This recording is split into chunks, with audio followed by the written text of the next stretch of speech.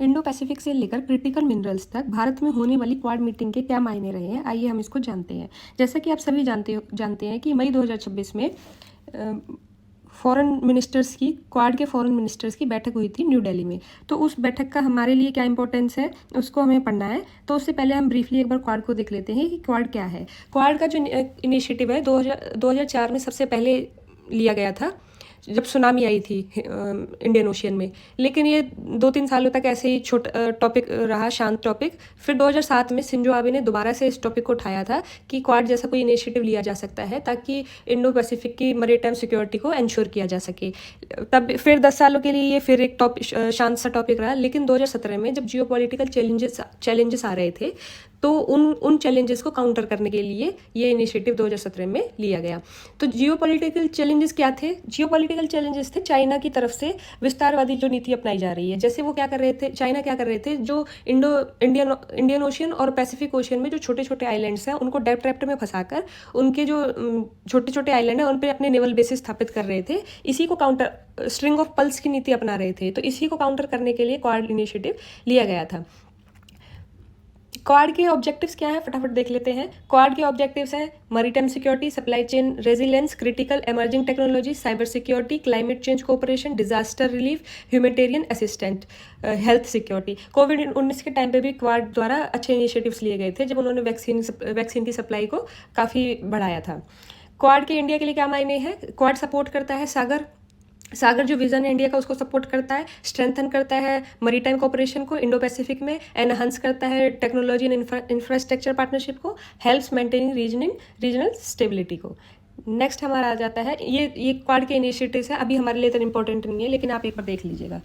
Next जो हमारे लिए इंपॉर्टेंट है, 3-4 टॉपिक्स जो क्वाड जो टेबल टॉक हुई थी उनमें 3-4 टॉपिक्स पर गौर किया गया था। यहीं से क्वेश्चंस हमारे बनते हैं कि ये कौन कौन से टॉपिक्स उठाए गए थे, और उन्हीं को डीप में अगर हम पढ़ लेते हैं तो हमारे क्वेश्चंस बनने लग जाते हैं। जैसे कि एक टॉपिक था क्रिटिकल मिनरल्स पर, फिजी आइलैंड पर, ठीक है।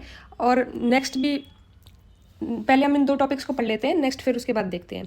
क्वाड में जो 3-4 टॉपिक हैं उनमें से 2 थे क्रिटिकल मिनरल और फिजी आइलैंड। क्रिटिकल मिनरल्स वो होते हैं, एक तो इनकी देश में उपलब्धता कम होती है, उसके बाद अगर किसी साथ वाले देश में अगर उपलब्धता है जहाँ से हमें इनको आयात करना है, वो अगर उन्हीं मिनरल्स पर प्रतिबंध लगा दे तो हमारे लिए मुश्किल हो जाता है। और क्रिटिकल मिनरल्स हर जैसे सिक्योरिटी, रक्षा क्षेत्र में, स्वास्थ्य क्षेत्र में, इलेक्ट्रॉनिक क्षेत्र में, हर एरिया में क्रिटिकल मिनरल्स की बहुत ज़्यादा इंपॉर्टेंस है क्योंकि मैन्युफैक्चरिंग में काम आते हैं।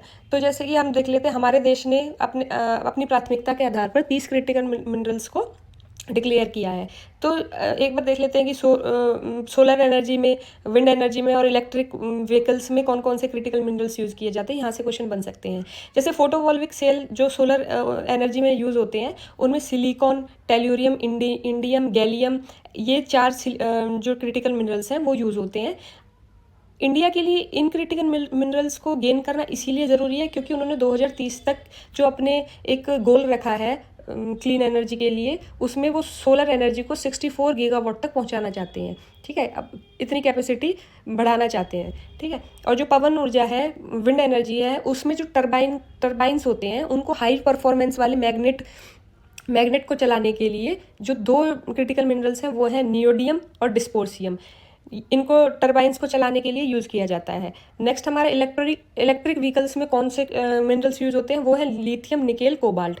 लिथियम, निकेल, कोबाल्ट बैटरी में एक तो स्वच्छ गतिशीलता लाते हैं और जो स्टोरेज का काम करते हैं उनके लिए लिथियम, निकेल और कोबाल्ट स्टोरेज का काम करते हैं, इसीलिए इलेक्ट्रिक व्हीकल्स में इनकी ज़रूरत बढ़ जाती है। तो इंडिया का जो एम है 2030 तक इलेक्ट्रिक व्हीकल्स को बढ़ाने के लिए वो 30% इलेक्ट्रिक व्हीकल्स को बढ़ाना है। और इंडिया का एम विंड एनर्जी के लिए है, अभी तो 42 गीगावाट इनकी कैपेसिटी है इंडिया की विंड एनर्जी में, लेकिन 140 गीगावाट इसको करनी है। तो इन्हीं सभी एम्स को देखते हुए हमारे देश के लिए क्रिटिकल मिनरल्स की उपलब्धता होना बहुत ज़रूरी है।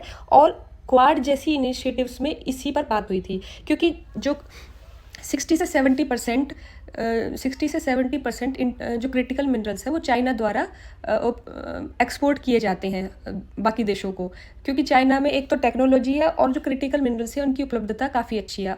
टेक्नोलॉजी की वजह से वो एक्सट्रैक्ट भी अच्छे से कर लेते हैं क्रिटिकल मिनरल्स को। तो कुल मिलाकर चाइना के पास अच्छा खासा रिजर्व है क्रिटिकल मिनरल्स का।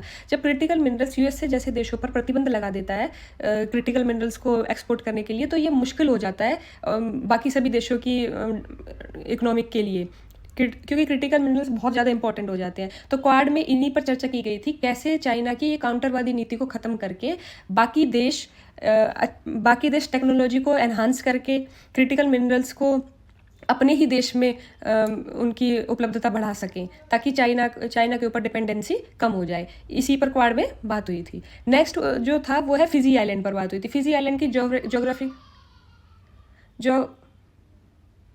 ज्योग्राफिकल स्टेटमेंट आपको पता होनी चाहिए।